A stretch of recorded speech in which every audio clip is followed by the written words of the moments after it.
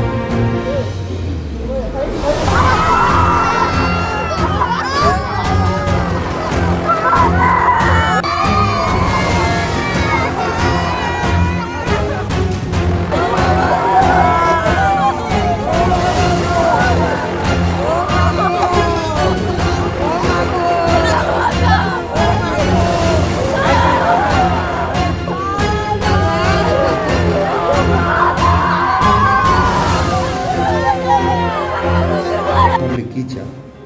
সুষ্ঠু বিচার চাইছে। এই বিষয়টা নিয়ে আইনের ব্যবস্থা হবেন কি? হ্যাঁ, আমি তার সঙ্গে অলরেডি। আচ্ছা, আরেকটা বিষয় হচ্ছে যে হ্যাঙ্গিং হওয়ার পর ছাত্ররা নট হ্যাঙ্গিং, কোথায় হ্যাঙ্গিং? আমরা তো অন্যরা দাবি করছে, ছাত্র যারা আছে দাবি করছে যে হ্যাঙ্গিং হয়েছে। হ্যাঙ্গিং হলে পরে একটা বাচ্চা কীভাবে বিছানায় শুয়ে থাকে, এবং তারা নিজেদের উদ্যোগে ওনাকে নিয়ে নামিয়ে নিয়ে সেটা আমি 100 বার বলছি।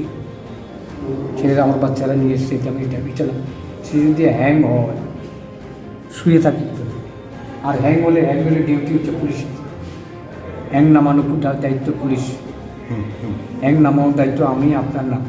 উইথ গার্ডিয়ান, সেলফ হেল্প লাগে একজন, আমার ওর আত্মীয়, আমি না থেকে আমার একজন, ওর কাকা যেটা এরা আছে, এটা লাগে।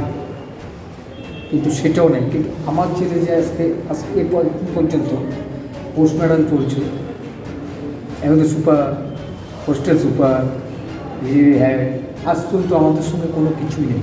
একটা মেডিকেল স্টুডেন্ট, একটা ট্যালেন্ট স্টুডেন্ট, ডিবি এজেন্সি সবাই জানে, একটু যে সমস্ত স্টুডেন্টরা জানে।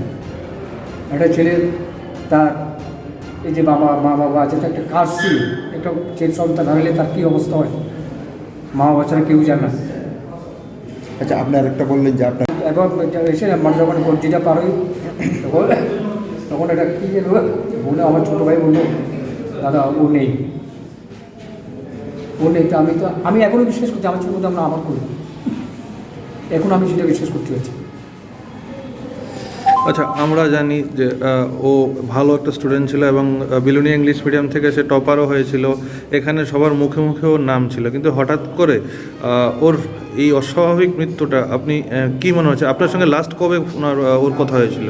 আমার ছেলে তো একটু পুজোর সময় একদিন গেছিলো, পুজোর সময় গিয়ে আবার আয় বসছে, তো পরীক্ষা তো আমি বেশি না, আমি মাসের 2 বার আয় নিয়ে আয়, ছেলের সঙ্গে ফল টল ইত্যাদি নিয়ে আয়, খাওয়াটা একটু ভালো করে দিয়ে দিতে, কিনে খাওয়ার সুযোগটা পাই না আর কি। তারপরে আমি মানে আসলে আমার বলার মানে বলতে পারছি না, ইট ইজ মার্ডার। আচ্ছা, আরেকটা বিষয়, forensic medicine professor and head, শুধু আমার student, first year second year বেসে আমার কিছু পড়াই, খুবই ভালো ছিল, কলেজে পড়াশোনাও ভালো ছিল, রেজাল্টও খুব ভালো করেছে। সুতরাং কালকে এটা আমরা রাত্রেবেলা শুনে 8:30, আমি অ্যারাউন্ড 8:30 সময় শুনেছি একটা ঘটনাটা, শুনে একটা আমার কাছে একটা বিস্ময়কর ব্যাপার হয়ে গেল। একটা ভালো ছেলে কীভাবে এমন ঘটনা হলো। তারপর তো আমি যেটা জানলাম যে ওনাকে আমাদের তার বিকালবেলা ক্লাসও ছিল 4টা থেকে, 2টোর থেকে না ক্লাস ছিল, ও ক্লাসেও আসেনি 2টোর পর থেকে। তারপর তার বন্ধুবান্ধবরা তাকে ডাকছে, ও দরজা খুলছে না। তারপর ওরা বাধ্য হয়ে দরজা ভেঙে দেখলো ও হ্যাঙ্গিং অবস্থা আছে সিলিংয়ের। সুতরাং তারপর তো আমরা জানালাম, পুলিশকেও জানালাম, তার অভিভাবককেও জানানো হলো। তারপর আজকে সকালবেলা পোস্টমর্টমের জন্য অ্যারেঞ্জমেন্ট করা হলো। আমরা আজকে এই ব্যাপারে আমি প্রিন্সিপালকে ফোন করেছি, আজকে কলেজ সব সাসপেন্ড করার জন্য। আজকে কলেজ সাসপেন্ড থাকবে। আমরা এখানে পোস্টমর্টম ভিডিওগ্রাফির মাধ্যমে করাচ্ছি এবং টিম অফ ডক্টর পোস্টমর্টম করাচ্ছি। যদি সন্দেহ থাকে তাহলে সবগুলি এসে যাবে ভিডিওগ্রাফিতে, যে কোনো কিছু কোয়ারি থাকে ভিডিওগ্রাফি থেকে সব কিছু এভিডেন্স পাওয়া যাবে। একটা প্রশ্ন স্যার, যদি আপনার ফরেন্সিক আপনি আছেন এবং ফরেন্সিক সায়েন্স কি বলে, যদি কোনো হ্যাঙ্গিং অবস্থা কোনো থাকে, এটা কি যে কেউ তাকে ওখান থেকে উদ্ধার করে হাসপাতালে নিয়ে আসতে পারে, এরকম হয় কি, মানে এটা সম্ভব? ঠিক আছে, তারা যখন একটা হ্যাঙ্গিং অবস্থা থাকে, এখন তো তখন তো লেভেনটা বুঝে না না যে এটা ও কি মারা গেছে না মারা গেছে না।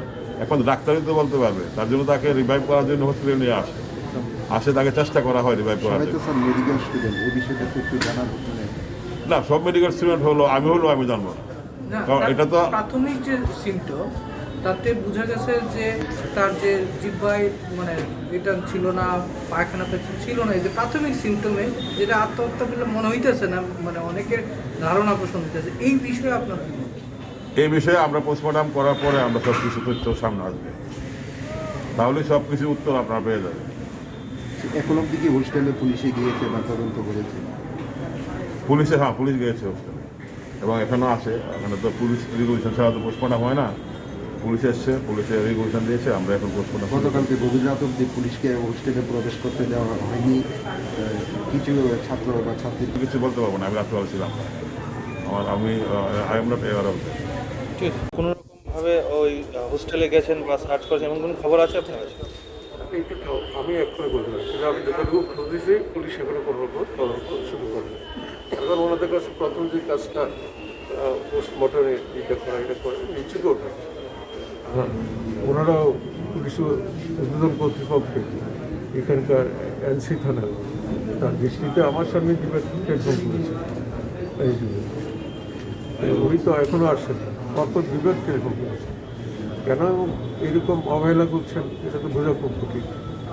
এই জন্য এটা কেস এরকম আমাদের মেডিকেল কলেজ তার ছাত্রদের যে মানে তাদের মনের মধ্যে যে কষ্ট, এটার উপশম করার দায়িত্ব হচ্ছে পুলিশের। সঠিক তদন্ত করে উচ্চ পর্যায়ে তদন্ত করে সবাই যাতে দুর্ঘরে প্রকৃত করতে হয়, এটাই এখন সবচেয়ে বড় কাজ, বড় দায়িত্ব। 2000 আমরা যতটুকু শুনেছি 2010-এ এরকম একটা মর্মান্তিক ঘটনা ঘটেছিল এবং তার পুনরাবৃত্তি আবার সেই 2020-এর একটা ঘটনা ঘটেছে এবং ট্যালেন্টেড একটা স্টুডেন্ট যে বিলোনিয়া ইংলিশ মিডিয়াম স্কুল থেকে টপার হয়েছিল এবং আজকে সে এখানেও ভালো র্যাঙ্কে ছিল, কিন্তু তার এই অস্বাভাবিক মৃত্যুটা আপনি একজন জনপ্রতিনিধি হিসেবে আপনি কীভাবে দেখছেন? তো খুবই মানে দুঃখজনক ঘটনা, আমরা সবাই তার জন্য গর্ববোধ করি। সে পরীক্ষা বা স্কুলের মাধ্যমিক পরীক্ষা সেই সারা রাজ্যের মধ্যে থার্ড পজিশন, তো সেজন্য এটা সে আমাদের প্রচণ্ড গর্বের ছিল। তুমি পছন্দ লাগে প্রচণ্ড গর্বের ছিল। কালকে রাতে আমি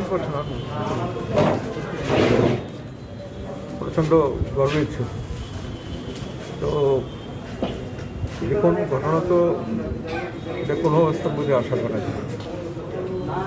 ওদের সঙ্গে হয়েছে, ওনারা খুব ভালো ব্যবস্থা নিচ্ছেন যতটুকু আছে, কিন্তু একটা উচ্চ পর্যায়ে তদন্ত করে ঘটনাটা প্রকৃত রহস্য যদি কিছু থাকে সেটা উদ্ঘাটন করবে।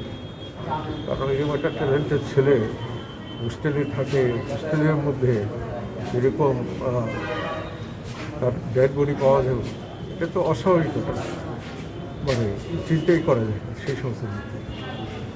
তো আমরা আশা করি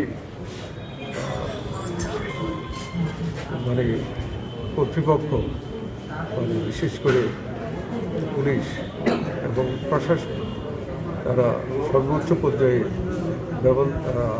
তদন্ত করে এই ঘটনার একটা সুষ্ঠু সমাধান করার মানে চিন্তাভাবনা করে। ও বাবার সঙ্গে যা কথাবার্তা হয়েছে, ও সন্দেহ করছে আমার ছেলেকে খুন করা হয়েছে। স্যার আরেকটা